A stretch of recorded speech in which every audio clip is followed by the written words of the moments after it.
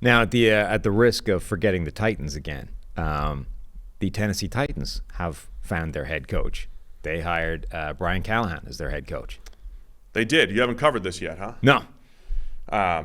Well, this surprised me a little bit. I did think Bobby might get the Tennessee job because of the connections with Rand Carthon coming from San Francisco. It's funny. You get this cycle, and the entire cycle just seems to be beat reporters finding some connection. Finding the connection. But just a connection. Like there's no actual background as to whether that was a good connection or a bad connection or how close they were. It's just, oh, look, this guy spent this period of time with another guy that's in this building. Therefore, he's got to be a hot candidate, you know? It's like the man may never even spoken to him before. Like he was quarterback coach at the time this guy was assistant GM or whatever. They may not even known who the other one was in that building. And yet you're like, look, it's a connection.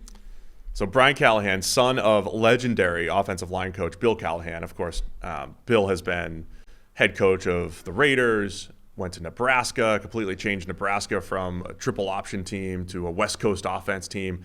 Bill Callahan was the coordinator for John Gruden back when that Raiders offense was cooking, getting Rich Gannon back. And it's interesting, like Bill Callahan now is known as like wherever he goes, whatever he touches on the offensive line turns to gold, right? He does a great job coaching up front. But there was a point where he was the coordinator for a pass-first, old-school West Coast offense that was very pass-heavy in the early 2000s for that league. You know, Charlie Garner coming out of the backfield, throwing to Jerry Rice, Tim Brown, the whole thing.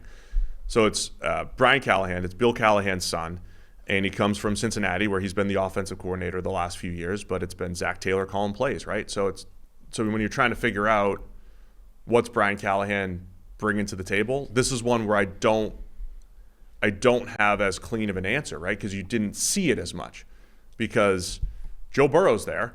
The offense looks really good, and I think no matter who's calling plays, no matter who has an OC title in Cincinnati for the next 10 years, Joe Burrow's probably going to be pretty good, right? Unless they're really bad, you know, from a coaching standpoint. Joe Burrow's going to be pretty good. So it's different from these other things where you say, well, Ben Johnson took this Lions team from nothing to really good. With Brian Callahan, you don't have that, well, he turned something great without, you know, probably a quarterback carrying the show. No, absolutely. That's an interesting one because when he was hired by Zach Taylor, like he's not a guy that a lot of times these guys, you know, the Zach Taylor was the classic, anyone that's had a cup of coffee with Sean McVay is getting hired, right? He was the sort of pinnacle of that trend of coaching in the NFL. And generally when those guys are hired, they staff their coordinators and position coaches from the same kind of staff. It doesn't just necessarily pick off the coordinator for the team, you know, that's getting their coaching tree is in vogue. It picks off a bunch of the lower down guys because that's their tree. Like those are the guys they're familiar with. But Zach Taylor hired Callahan from a completely different team structure. Like wasn't a guy, as far as I know, that they'd had, you know, the deep intimate connection previously. Oh, look, they worked together at this team for 2 years and yada yada. He hired just a smart offensive mind away from somewhere else, and it's been hugely successful for them. Yeah, so again, it's like, we didn't know. We probably made fun of Dan Campbell after his press conference. We at least referenced it, right? I don't know. I don't have tons of opinions if you can't see stuff. Like with stuff you can't see. I don't know how Brian Callahan is going to command the room and the team. If he's going to be, you know, disciplinarian type, is he going to be soft-spoken? I don't know exactly because we haven't seen a whole lot of it, but all that stuff happens, you know, behind the scenes in the interview room. Mm-hmm. But interesting move for Tennessee. I think when they were interviewing, they probably said, hey, we're going to, like, Will Levis at least has another shot here. I think the fact that Will Levis was a second-round pick makes it, you know, it always kind of opens the door that they could look elsewhere at quarterback, but I think he at least has one more year to kind of, you know, let's build around Will Levis and see what we can do. Yeah, I mean, the connection between Callahan and Taylor would have been from when Zach Taylor was at Nebraska, right? Like actually playing. They played together, I think. Yeah. I think they played.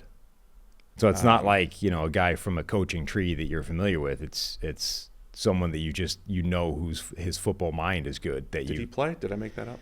I don't know if he played, but his Bill Callahan would have been coaching Nebraska at the time. Yeah, Zach Taylor was playing correct. in Nebraska. Yeah, I think Zach was the quarterback. Like he was the first quarterback running the West Coast offense in Nebraska history, basically, as a JUCO transfer, if I remember correctly. Yeah. Apologize to the chat if I don't have my perfect. I forget more stuff than I know these days. You're old now.